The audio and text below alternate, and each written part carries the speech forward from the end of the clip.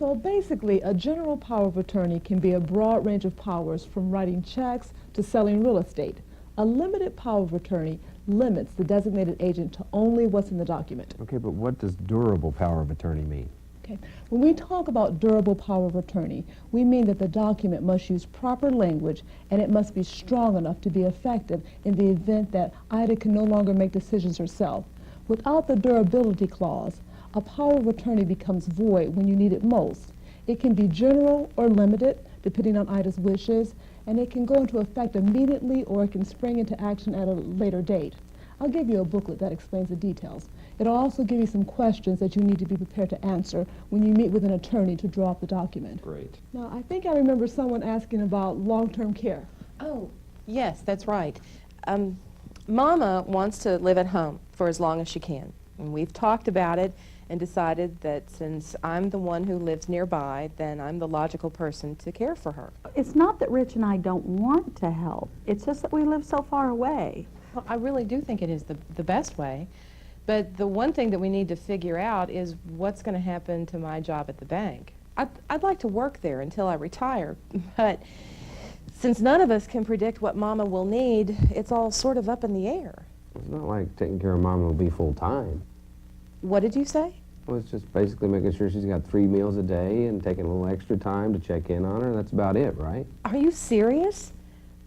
What if Mama took a bad fall? Or if she had a stroke and couldn't walk? I think there'd be a little more to it than just checking in on her. I don't think Rich meant anything by that, honey. I didn't mean it the way you took it.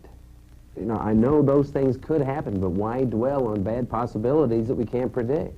No, Betty's right. I think we should plan for anything.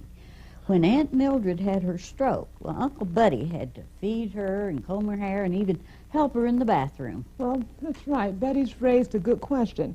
If your mother's level of care reaches a certain level, then it's quite likely that Betty will have to make some special arrangements regarding her employment. Oh, I'd hate to have to quit. Well, you may not have to. For instance, you could ask your boss if you could work some of your hours from home on computer, and depending on your duties, that can work out well in some cases. Another option is daycare. Isn't that for little children? Oh, there's also adult daycare. This can be for health care with on-site nurses and other professionals, or for social care. And this is for a safe environment. Will my insurance cover it? Medicare won't cover it. However, Medicaid may cover some of the expenses. Some types of long-term care insurance will typically cover about 50% of the nursing home benefit of adult daycare. But what if Mama tries the daycare and she doesn't like it? It looks to me like the only option we have at this point is that she stays at home and Betty takes care of her. If Betty's responsibility grows to a certain level where your mother requires around-the-clock attention, then her employer may not be able to work anything out. I don't mean to sound selfish here, but what happens then? I have got to earn a living. Well, one option is to be paid for your caregiving work. Who would pay her? Well, Ida could employ her. You mean that Mama will pay Betty? I'm not sure we follow you. Caring for someone is hard work. It's basically a job, just like working at a bank or working anywhere else. Your mother could employ her under what's called a personal service contract. Oh, I don't know. Betty's pretty highly paid. I'm not sure I can afford her. Mama, I don't care what you pay me. I'm just concerned about putting enough away for retirement. That's the beauty of a personal services contract. Ida could actually employ Betty. She would be an employer, and she would keep out things like Social Security and taxes just like any employer would. She could even arrange to set up a pension plan or help contribute to an IRA. If Ida's income isn't high enough to be able to pay Betty a fair wage, she could arrange to have a larger share of her assets go to Betty, such as her house, when it's sold. I'm sorry, I may have a problem with that. Me too. I mean, I don't mean to throw cold water, but I think Daddy intended for all three of us to get equal share of anything that was left after he and Mother passed on. Well, yeah, but we're talking about my compensation for performing a job. Yes, I think we've got to understand the difference between equal distribution and equitable distribution.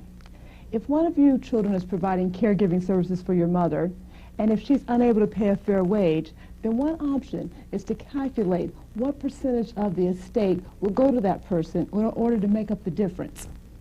It may not be equal, but it's equitable. It's fair. It's just an option. We may decide not to do this. Are you okay with this, Mama? It's really up to you, Mother. Well, it makes sense to me.